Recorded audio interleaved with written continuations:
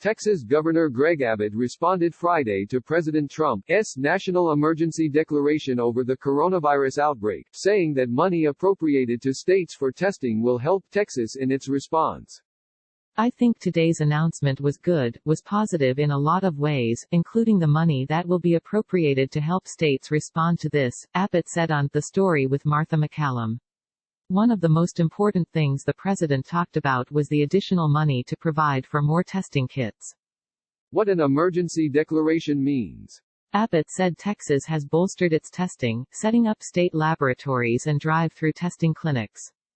What Texas has already begun is ramp up our testing capabilities. We set up 10 state laboratories around the state to conduct the tests so we don't have to send them to CDC. We've now begun the process of drive-through testing facilities, Abbott said. The first one began today in San Antonio. There will be additional ones opening up to the next week or the week after in Houston, Dallas and Austin. So we are ramping up our testing capabilities. The funding will help us test more.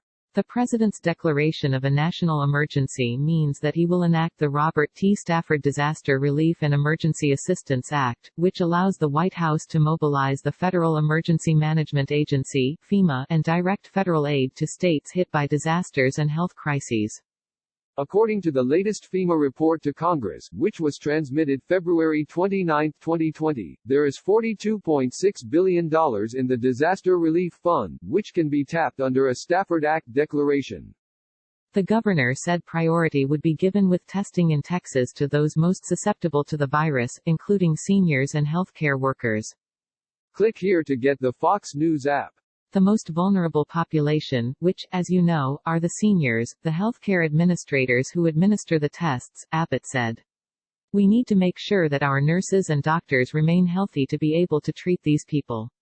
And we need to find out whether or not they are contracting COVID-19 by interacting with these patients.